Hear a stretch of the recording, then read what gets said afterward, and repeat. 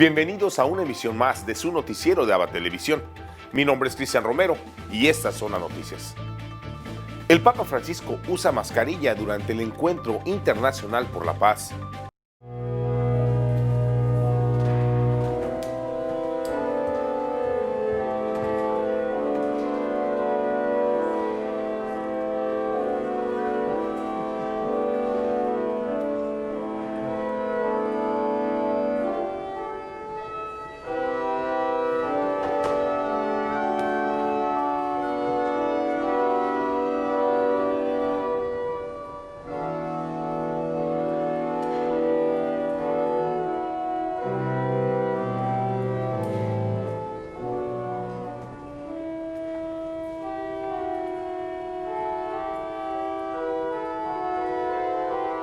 Nel nome del Padre, del Figlio e dello Spirito Santo.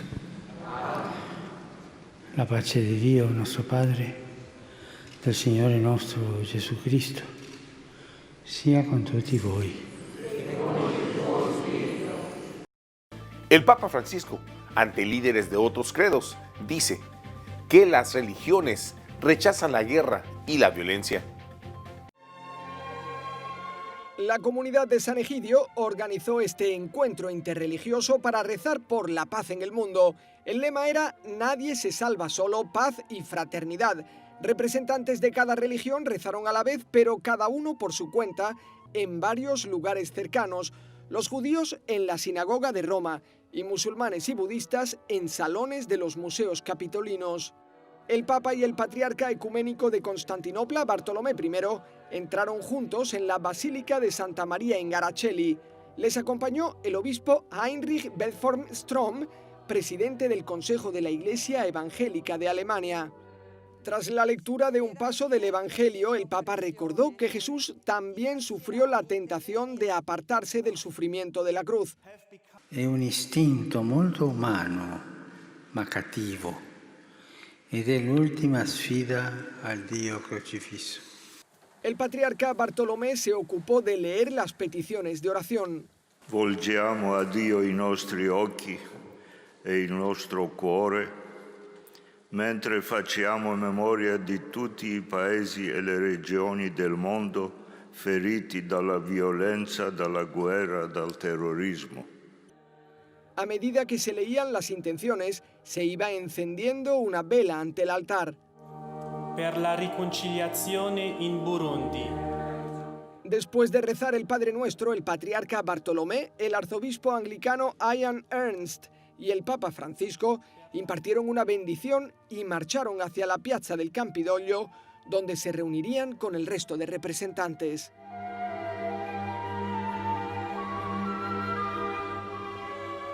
Allí les recibió el presidente de Italia, Sergio Mattarella, también la alcaldesa de Roma, Virginia Raggi. Fue el momento de intercambiar afectuosos saludos con representantes budistas, judíos, sikhs, hindúes y musulmanes. El ambiente era muy distendido e incluso el patriarca bromeó ante un pequeño inconveniente. Aspetto il mio testo.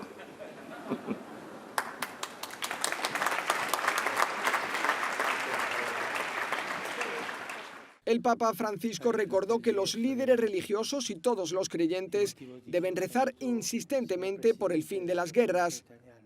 Quanti impugnano la spada, magari credendo di risolvere in fretta situazioni difficili, sperimenteranno su di sé, sui loro cari, sui loro paesi, la morte che viene dalla spada.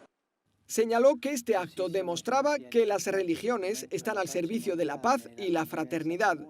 Siamo insieme questa sera come persone di diverse tradizioni religiose per comunicare un messaggio di pace.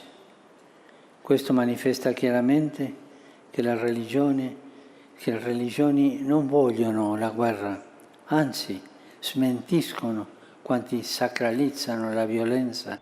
Al terminar sus discursos, los líderes religiosos guardaron un minuto de silencio por las víctimas de todas las guerras y también del coronavirus.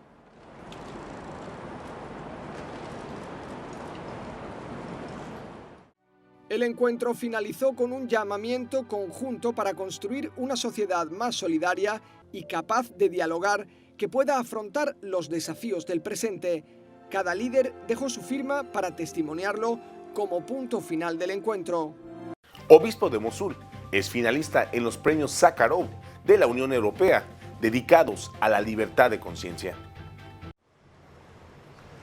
El premio Sájarov a la libertad de conciencia es el mayor homenaje que la Unión Europea rinde a personas u organizaciones comprometidas con los derechos humanos y la defensa de las libertades.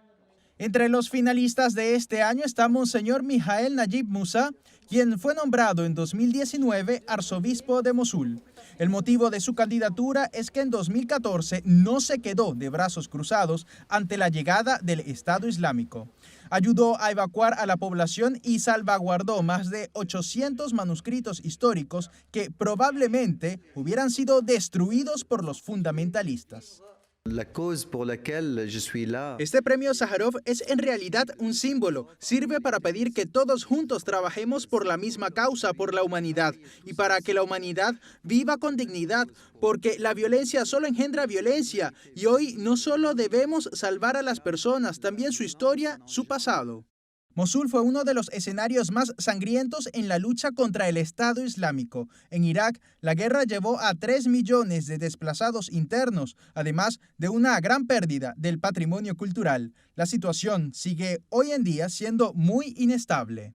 Es por eso que Monseñor Musa está entre los nominados al premio Sájarov, instituido en 1988 en honor al disidente soviético Andrei Sájarov. El ganador de este reconocimiento se dará a conocer el 22 de octubre y la ceremonia de premiación será el 16 de diciembre en el Parlamento Europeo.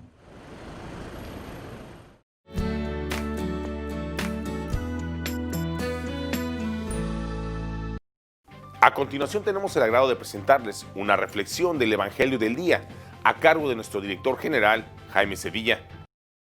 En el Evangelio de hoy, tomado del capítulo 12 de San Lucas, tenemos esas frases de Jesús donde dice que al que se le da mucho, se le exigirá mucho. Pero al mismo tiempo es un llamado para estar en vela, porque nadie sabe el día ni la hora en que vendrá el Hijo del Hombre revestido de gloria y majestad para hacer su juicio entre buenos y malos. Y para plasmarlo se los pone en un ejemplo bien sencillo a sus discípulos y les dice: si el padre de familia supiera a qué hora va a venir el ladrón a su casa, con toda seguridad lo estaría esperando para que no se le meta por un boquete que pueda tener. De esta forma el Señor nos dice a nosotros que también debemos de estar atentos, que no nos dejemos seducir por las tentaciones de Satanás. Algunas veces nosotros vivimos esta vida como que fuera eterna, esta vida terrenal. Sin embargo, sabemos por fe que estamos de paso y por eso de lo que hagamos hoy, aquí, en nuestro tiempo y espacio en la tierra, serán las consecuencias o será nuestra trascendencia en la eternidad. Por eso, procuremos estar vigilantes y no permitir que el enemigo nos haga sucumbir ante las tentaciones atractivas que nos presenta del mundo. Esas tentaciones que son el dinero, el poder, la carne. Son tentaciones fuertes que muchas veces nos hace a nosotros vivir desorientados. Sin embargo, si nosotros permanecemos fiel con la gracia que Él nos brinda, con toda seguridad encontraremos la alegría en el reino de los cielos. Que así sea.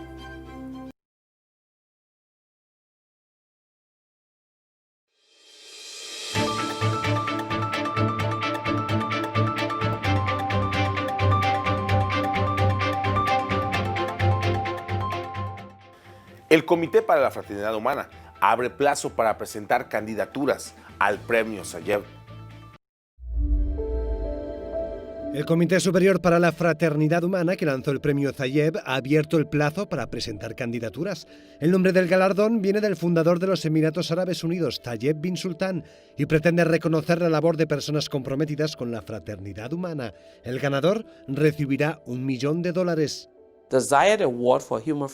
El premio Zayeb a la fraternidad humana es un reconocimiento a quienes están en el terreno trabajando para lograr lo que antes era imposible, unir a las personas para hacer que la humanidad avance y de esta manera conseguir la paz. Ideado en febrero de 2019, este premio se creó para conmemorar el histórico encuentro en Abu Dhabi entre el Papa Francisco y el Gran Imán de Al-Azhar, cuando firmaron conjuntamente el histórico documento sobre la fraternidad humana. Es un documento considerado por muchos como una de las declaraciones más importantes del siglo XXI. Es un liderazgo decisivo y proactivo que tiene el poder de cambiar realmente los corazones y las mentes. De hecho, el Papa Francisco y el Gran Imán Al-Tayeb fueron los primeros en recibir el galardón honorífico del Premio de la Fraternidad Humana Zayeb.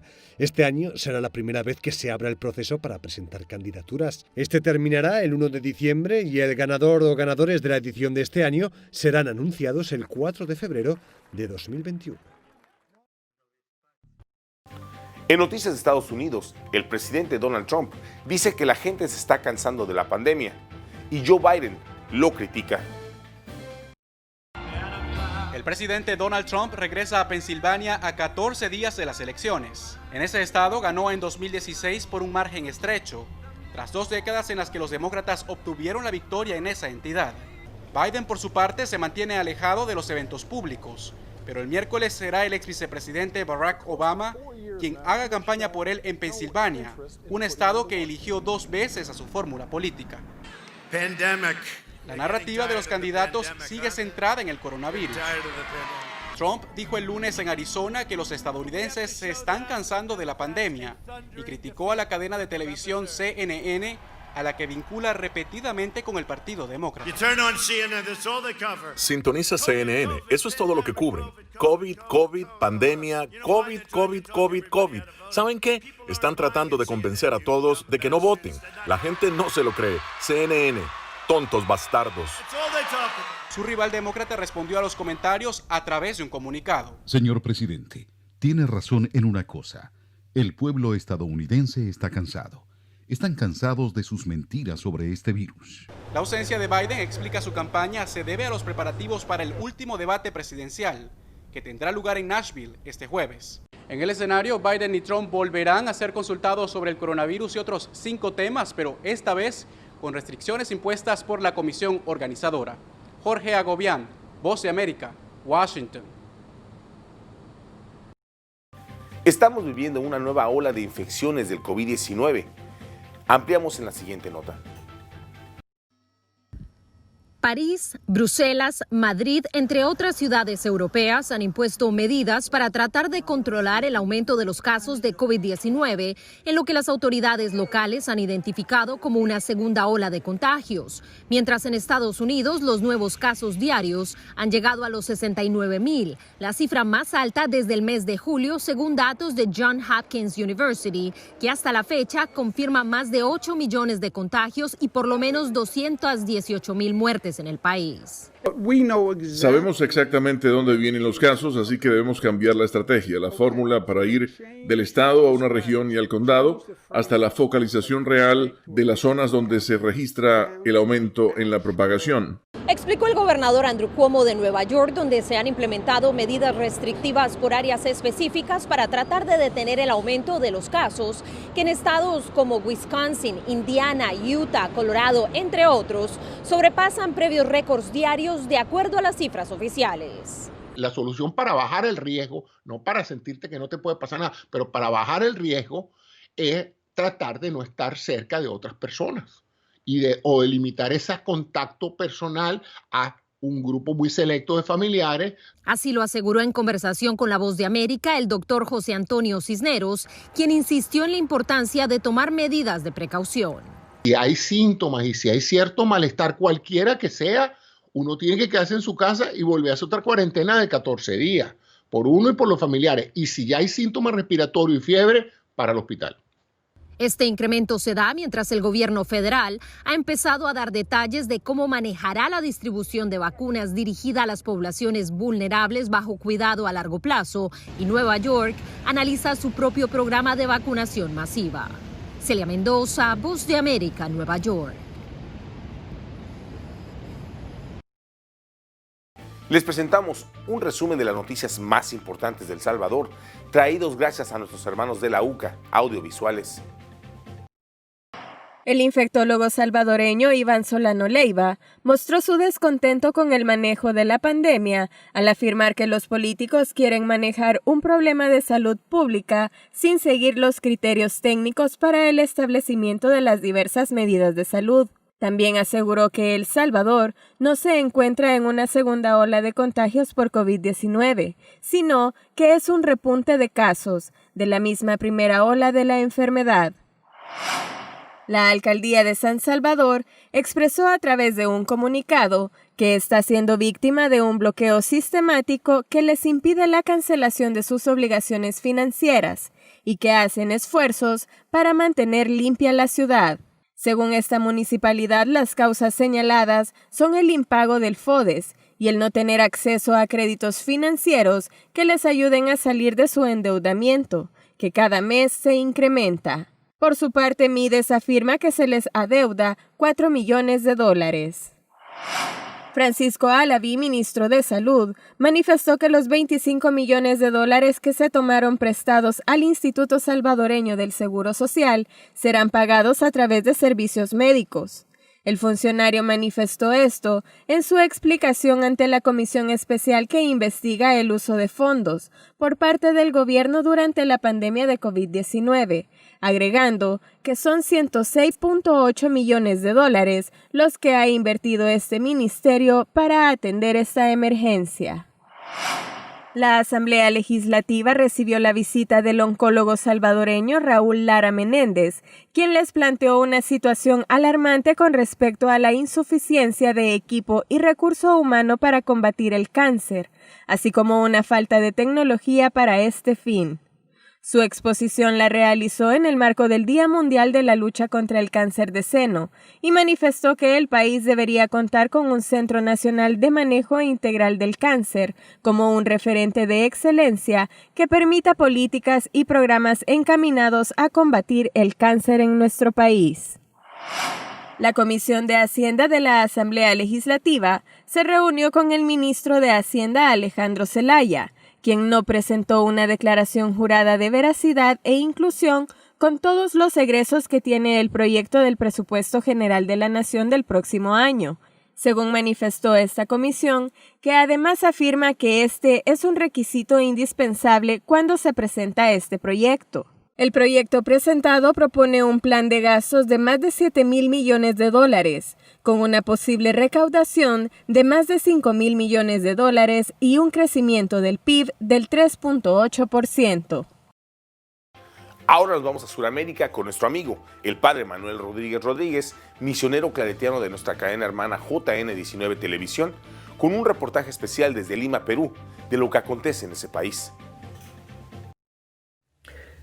Reporta para la cadena de televisión ABA y JN19 del Perú el padre Manuel Rodríguez Rodríguez, misionero claretiano, desde Lima.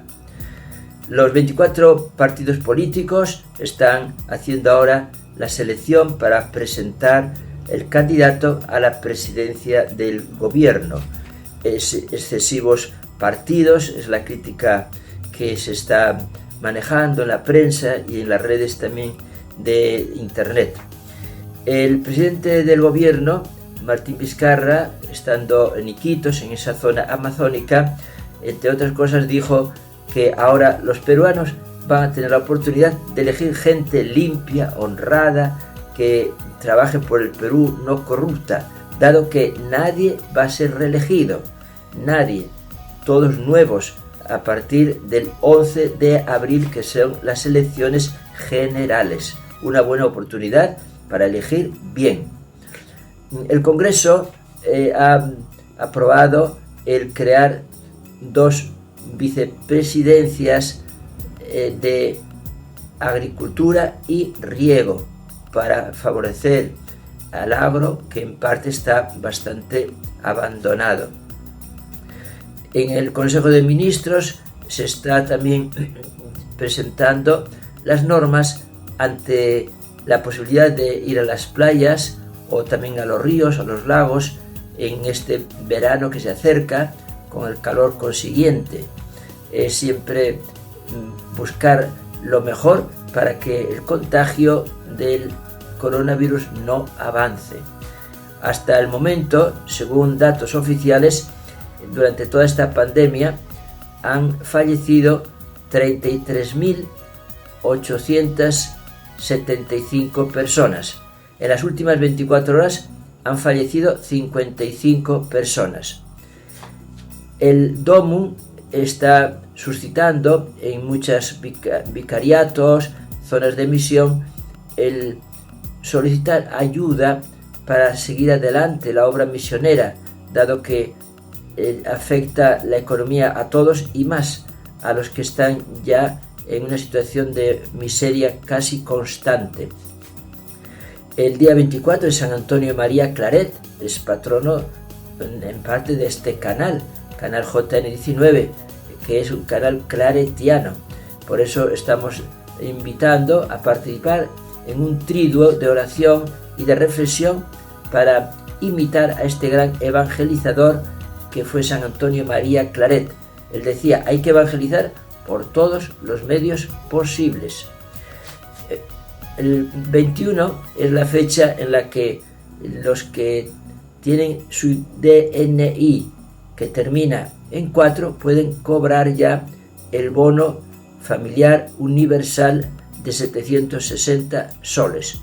Depende de la terminación del dígito final del documento nacional de identidad. Reportó para ABBA y JN19 el padre Manuel Rodríguez Rodríguez.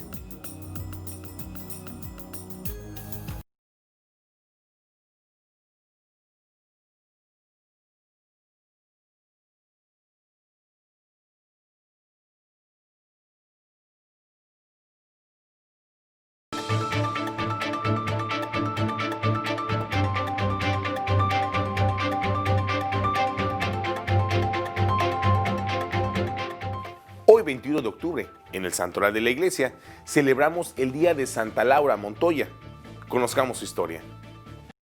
A medida que avanzaba la frágil canoa, el caudal del río Sucio aumentaba alimentado por la pertinaz lluvia y no les daba tregua a los ateridos pasajeros que como marionetas eran zarandeados de orilla a orilla por la fuerza de la corriente. Por eso, los avesados bogas trataban de mantener la endeble embarcación navegando junto a las riberas, pero los brazos de los árboles que se adentraban en el río los obligaba a mantenerse agachados. Así continuaron río abajo a merced de la embravecida corriente. Sin perder la serenidad, la madre Laura Montoya, la hermana María de la Inmaculada, el padre Peña y el padre Elías rezaban fervientemente. Y cuando ya oscurecía, al llegar donde se juntaban el río Sucio y el Mutatá, lograron recalar en una ensenada en la que desembarcaron.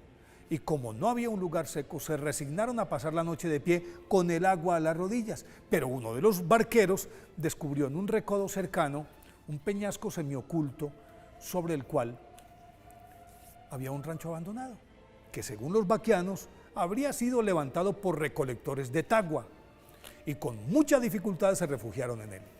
Rendidos por el cansancio y las emociones se durmieron todos, menos la madre Laura, que se quedó velando y orando. Al poco rato amainó la lluvia, pero no el fragor de la creciente, y la santa, sentada al borde del peñón, extasiada, le daba gracias a Dios al distinguir en la penumbra cómo el impetuoso torrente arrastraba árboles descuajados y enormes rocas que pasaban a su lado, rozando el providencial islote sin hacerle daño. Casi al amanecer, la madre Laura por fin se durmió, beatíficamente arrullada por el apocalíptico estruendo de esa riada. Cuando María Laura de Jesús Montoya Upegui, nacida el 26 de mayo de 1874 en Jericó, Antioquia, contaba 2 años, su padre, el médico y comerciante Juan de la Cruz Montoya, murió en la Guerra Civil de 1876. Y ese fue el comienzo del calvario de Laura Montoya, porque la familia quedó en ruina, o en la ruina, mejor dicho, luego de que le fueran confiscados todos sus bienes. Y por eso con su madre, María Dolores Upegui, y sus hermanos Carmelina y Juan de la Cruz, se refugiaron en la casa del abuelo materno en Amalfi, de la que se trasladaron a Don Matías, y entre separaciones, hogares alternos y algunos estudios básicos, cumplió los 16 años. Y por sus propios méritos, Laura Montoya obtuvo una beca en la Escuela Normal de Institutoras, y en 1893 egresó y volvió a Amalfi como maestra. De allí pasó a Fredonia. A continuación dirigió el recién inaugurado Colegio de la Inmaculada de Medellín, el mismo que por intrigas contra ella fue cerrado en 1905. Y aunque en los siguientes años deambuló por varias escuelas más, su hambre de Dios la consumía y lo buscaba día y noche a través de la oración, la penitencia, el ayuno, la mortificación corporal, preguntándose además qué quería Dios de ella, hasta que descubrió que su vocación era la evangelización de los indios.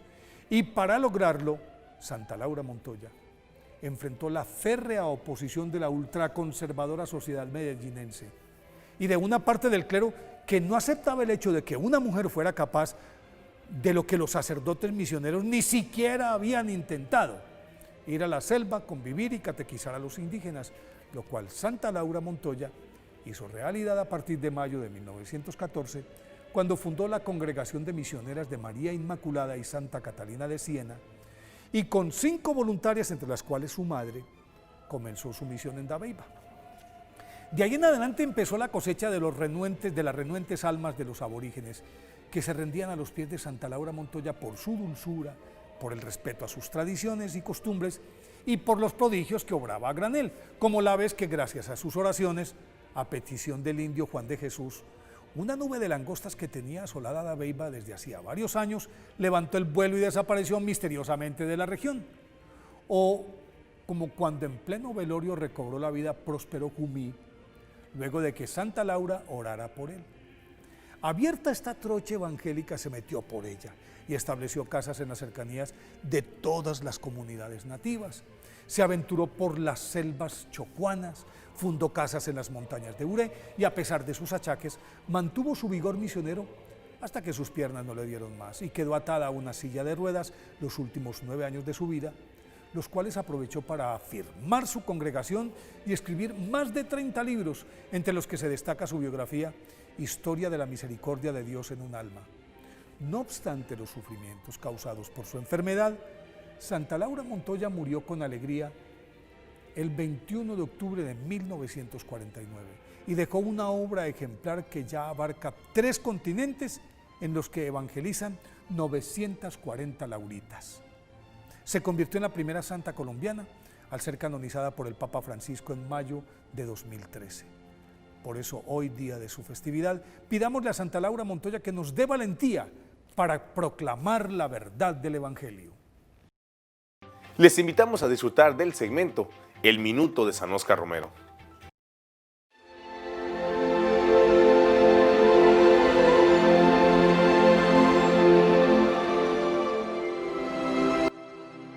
El 4 de noviembre de 1979, en su homilía, Monseñor Romero decía: no vale el hombre por lo que tiene, sino por lo que es.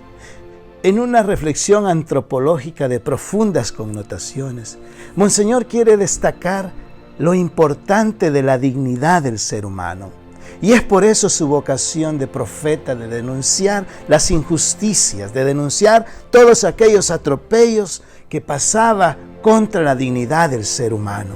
Por eso el hombre, el ser humano, vale por lo que es, no por el poder o la riqueza o la fama que pueda llegar a tener. San Óscar Romero ruega por nosotros.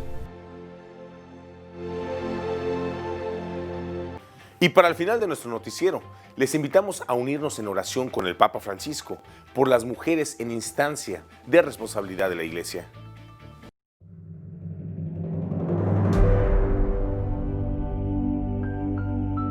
A ninguno lo bautizaron cura u obispo. A todos nosotros nos bautizaron como laicos. Laicos y laicas son protagonistas de la Iglesia. Hoy, Es especialmente necesario ampliar los espacios con presencia relevante femenina en la Iglesia. Y con presencia laical, se entiende, pero subrayando lo femenino, porque las mujeres suelen ser dejadas de lado. Hemos de promover la integración de las mujeres en los lugares donde se toman las decisiones importantes. Recemos para que en virtud del bautismo los fieles laicos y las mujeres en una manera especial participen más en instancias de responsabilidad en la Iglesia, sin caer en los clericalismos que anulan el carisma laical.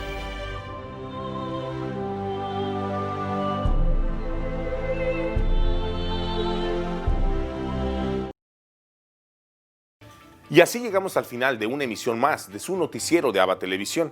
Muchas gracias por su preferencia y continúe con nuestra programación. Los invitamos a sintonizarnos todos los días en vivo por www.abatvn.com, por Canal 75 de Guatemala por Multivisión, en nuestras plataformas digitales de Roku TV y Amazon Fire, así como en nuestras cadenas hermanas y como siempre en nuestras redes sociales. Ahí nos vemos y que Dios les bendiga.